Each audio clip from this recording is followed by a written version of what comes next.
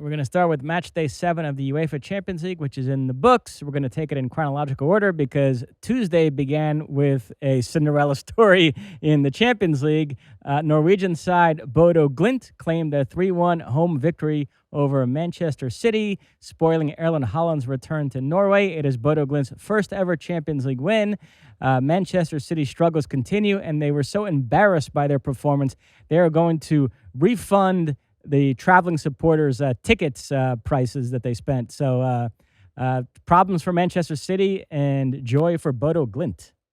Yeah, and completely deserved. And I watched that game yesterday, and this little 5,000-seat stadium on synthetic surface, which is not an excuse by any stretch of the imagination, because they played them off the field, Mosse. And I was in New York.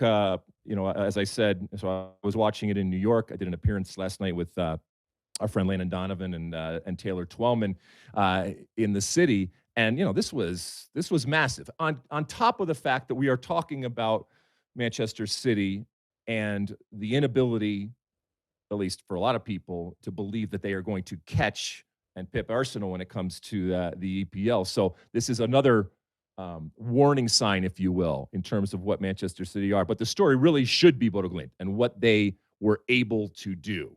And even when you said, oh, it's just kind of a fluke goal, but then they scored another one, and then they were getting opportunity after opportunity, and then second half, red card for Manchester City. There was never a feeling that the comeback was on. Yeah, we talked about Manchester City on our last show. I mentioned that while they're better than they were last season, they're not all the way back. And a couple things on that. Rodri got sent off in this match, and he is still working his way back from a serious injury, and he's not the same player that he was before the injury. We'll see if he ever gets back to that. But right now, him coming back hasn't provided the boost this season that they were hoping it would. And also, just in general, Manchester City at their peak, you felt like the whole was greater than the sum of the parts. Yeah, they had terrific players, but they all meshed together. We always talked about them as being this great team that plays beautifully as a team, and I'm just not seeing that right now. The last 2 or 3 windows, Pep has bought a bunch of players that individually I like, your Marmouches and Cherkis and Reinders, and now Semenyo being the latest one. But I don't know, it doesn't seem like they're meshing that well together. It just seems like a collection of individuals. They don't play as well as a team as some previous past editions of Manchester City. And so with that, what are we looking at here? Man City in 11th down there in the playoff qualifiers, right? Is that right? In this new format? Yeah, so remember, the top 8 go straight to the round of 16. Then 9 through 24 will play each other in playoffs to spit out 8 more teams. It's 25 through 36 who are eliminated after the league phase. So all Manchester City work to do. Still in good shape to advance, but they might have cost themselves a top 8 finish. Yeah, and they're going to do it the hard way, and it just adds more games. And we know they're fighting on multiple fronts, as they always were. And I'm not crying for Manchester City or Pep by any stretch of the imagination. But the friends they're chasing over there in the EPL, they got the job done, right? Yeah, Arsenal not only outperforming City in the Premier League, but also in the Champions League. They made it 7 wins out of 7, claiming a 3-1 away victory over Inter Milan. Gabriel Jesus got 2, Gyökeres got the other. Were you happy to see Jesus running around there and scoring and doing good things? Yeah, he came back from a long injury. There was talk of him going back to Brazil to play with Palmeiras. I'm glad he's sticking around because I do think Arsenal are going to win the league this season, and I want him to be a part of that because he left Manchester City and went to Arsenal to try to help Arsenal get over the hump, and so it would be cool if he gets to experience that in a few months from now. A lot of craziness over the last few weeks over there at Real Madrid, but they responded on the field, smashing Monaco 6-1. Arsenal, incidentally, hosts Manchester United in the Premier League this upcoming weekend, so great one to look forward to there. And they rejuvenated Manchester United by all accounts, right, Mosse? This is the new and improved Manchester United. So this gets us to our first American in this rip, Folarin Balogun. Monaco had a rough time at the Bernabeu. They suffered a 6-1 defeat to Real Madrid. Balogun unable to find the back of the net. Kylian Mbappe did. He scored twice. He's up to 11 Champions League goals already this season. Vinicius had a goal and 2 assists. Bellingham got 1. And the young Argentine Mastantuono also scored and played his best game in a Real Madrid jersey. Happy days are here again for if you're a Real Madrid fan or if you're just an individual player when it comes to the stars that they have. Look, the Balogun thing, even in normal circumstances, this is not a game that they are supposed to win. Now, that they got completely blown out, it can happen, and it certainly can happen to the team. I don't worry about it. I think the story is much more about Mbappe and Vinny and the pressure that they are on, and the erratic nature of some of their performances. So they got their goals. Sometimes you get it out of your system, if you will, or the good thing, I guess, get it into your system in a situation like this. Yeah, the commentator on Paramount Plus called him Balogun all game, which was interesting. But yeah, Real Madrid, much needed result for them. They have a big one at the weekend. They're away to Villarreal. That's third, hosting second in La Liga. Real Madrid right now 1 point back of Barcelona at the top of the table. Malik Tillman came on as a sub for Leverkusen, who suffered a 2-0 defeat away to Olympiacos. Well, see, when it comes to Malik Tillman, I think there's folks, and I think I had him in my starting lineup last week when we were doing potential starting lineups. I do think that Pochettino is enamored with him from what happened last summer. But, this move, and we recognize that it was a big move up, but the consistency of starting and the consistency of performance when it comes to Malik Tillman at Leverkusen, it's not quite there yet. I'm not worried, because I don't think that Tillman is any less of a player for it, but it's certainly not ideal. No, I'm not too worried, though. I think he's had some injury problems, and that's hurt him. But when he's been fit, I actually think he's played pretty well for them. One guy who we have no concerns about right now is Weston McKennie as we transition to Wednesday. McKennie found the back of the net for Juventus in their 2-0 home win over Jose Mourinho's Benfica. Turan got the other goal. For McKennie, that's the third straight Champions League match he scored in, and his 9th Champions League goal for Juventus. That's tied with Vlahovic for the most since McKennie got there back in 2020. So he continues his incredible form. Maybe Doug McIntyre is right. Maybe he is the greatest U.S. midfielder ever. Well, we also know that Weston McKennie kind of thrives on doubters and doubt. That is his fuel.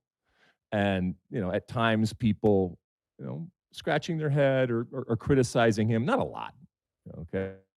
If you listen to my interview with Brad Friedel, he could not be higher on Weston McKennie. And he is flying right now. And as we've said before, he's flying right now on the field and off the field in terms of his price and in terms of his value. It just keeps increasing. And, here's another example here on this. We're recording this on Wednesday of a great American doing great things over there in Europe. A lot of news coming out of Europe, including Weston McKennie just continuing to score a bunch of goals. As I said, I was here in New York City, and I think in talking to people, Landon was there, and Weston's agent, and a lot of different people, and they're not going to tell me anything that's secret or anything like that. But obviously, if you are representing Weston, you're going to be wringing your hands in the best possible way, because his value just keeps clicking up and up and up.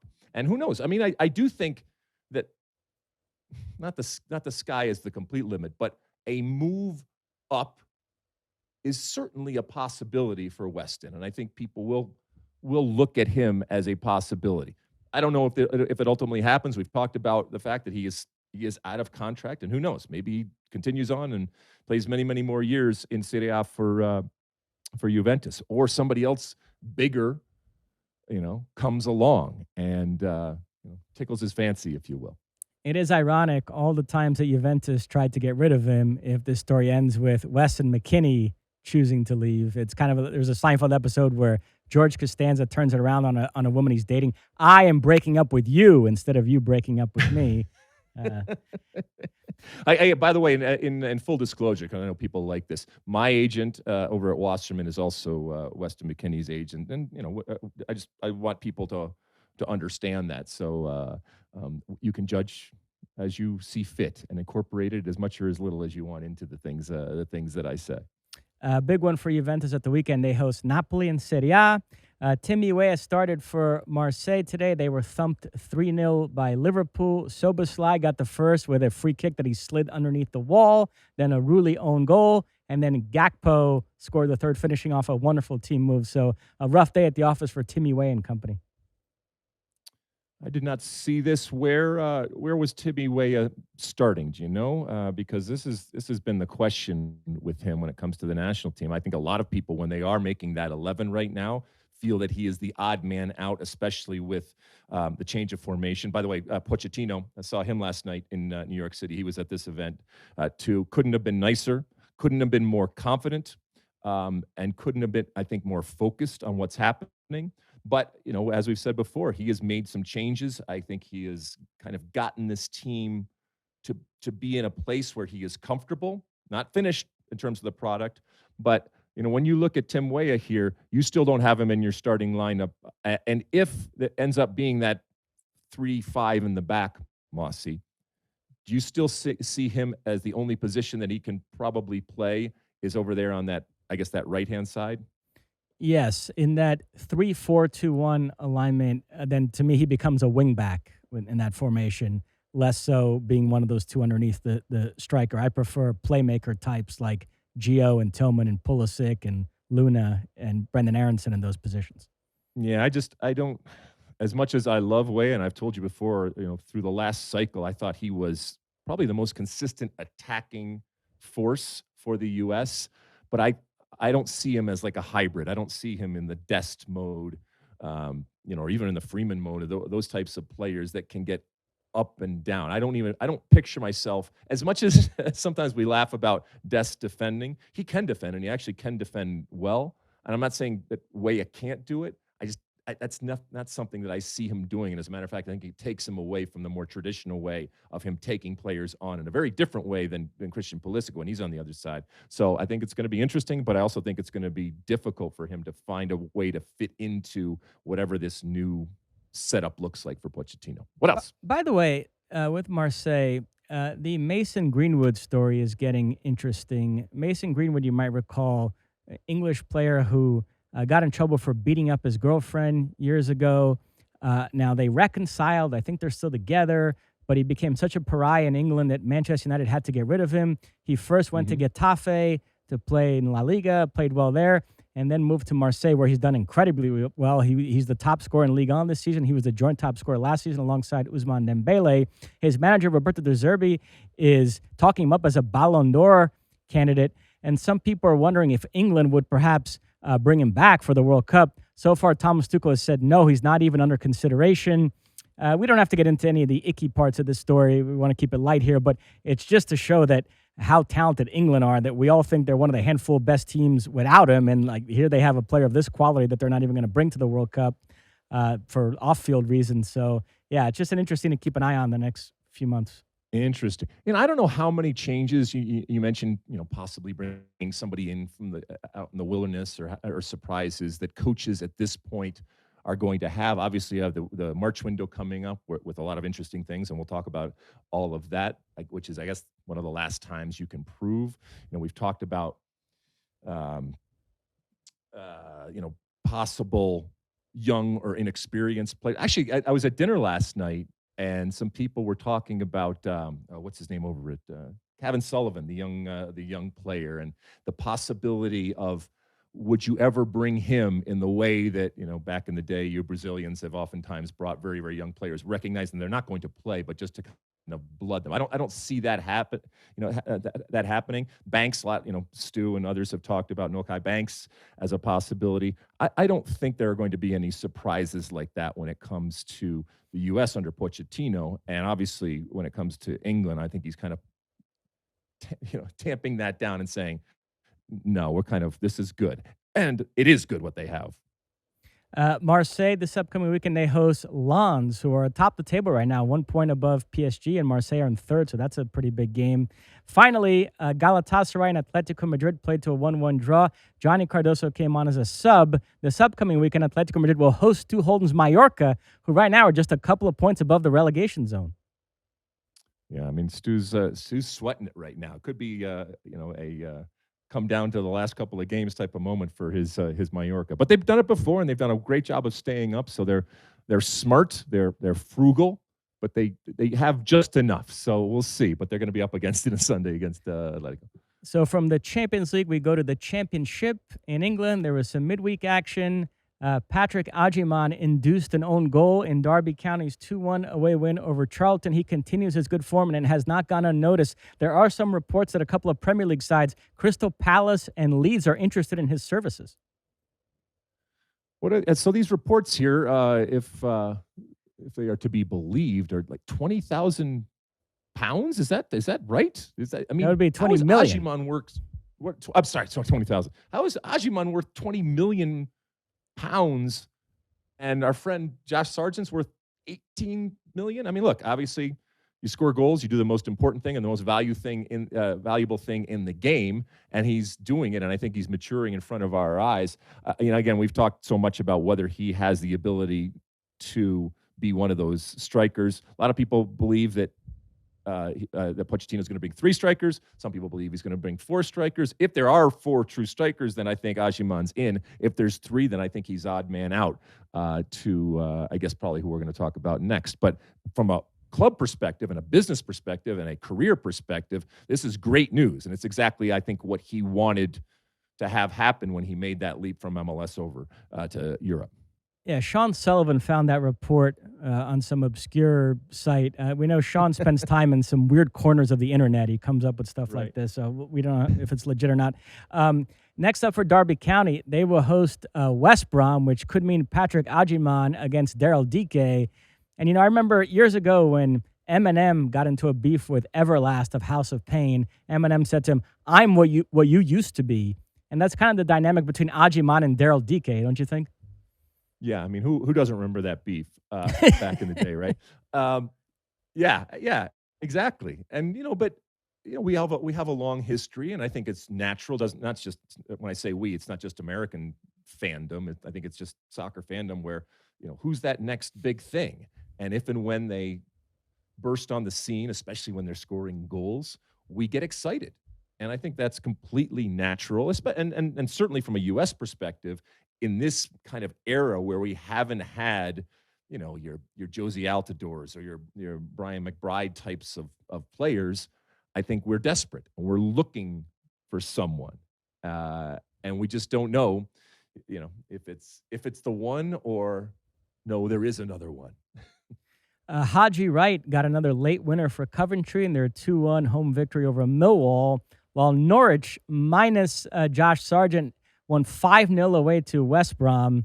West Brom, incidentally, are managed by former Minnesota United boss Eric Ramsey, and he's off to a rough start there, which on the heels of the Wilfred Nancy debacle at Celtic has folks like Eric Winalda having a field day about MLS managers and how inept they are when they go somewhere else to manage. That might be a conversation for another day. But so next up for Norwich, they host Coventry. So if Josh Sargent was back in the fold, we would get Sargent against Haji Wright. But after winning 5-0 without Sargent, I don't know if Norwich are going to be compelled to bring him back. It's not the worst thing for Josh Sargent and we don't know, but you got to believe that Josh Sargent wants this move.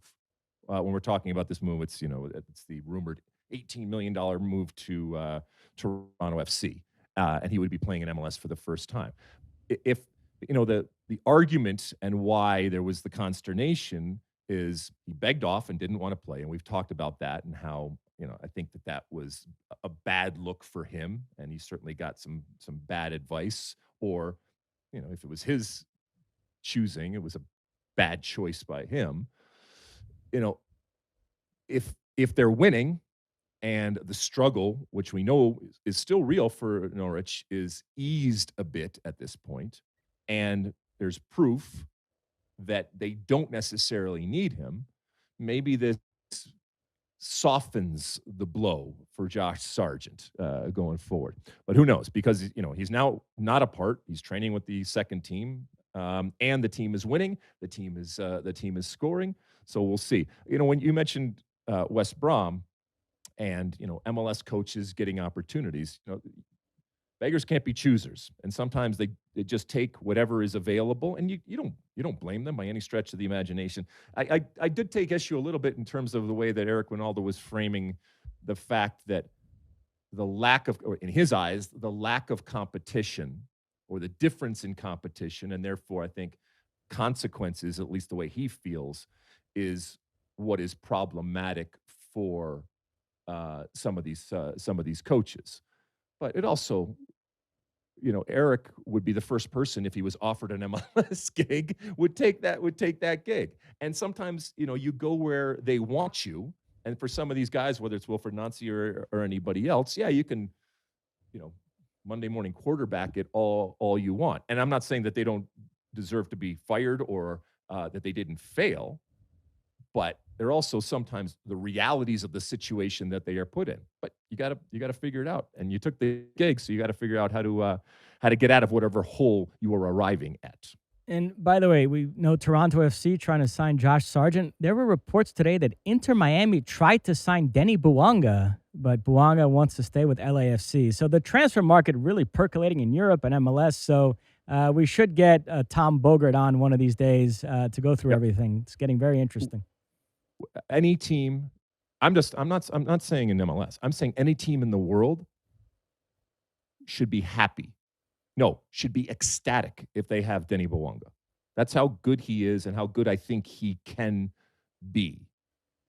And this would probably be sacrilege to you, Mosse, but the way that he sets up shop on the left-hand side and takes players on a consistent basis with the understanding that it's not always going to go perfectly, but the way that he puts people on their back heels is what I think of when I think of someone like Vinicius Jr. out there. Now, not when he's having his problems and going up and down, but, the fact that I even equate those types of players in terms of style, that's the ultimate compliment that I can give in. So if I'm LAFC, first of all, I can't believe he's still hanging around MLS because, again, I think he could play in any team in the world.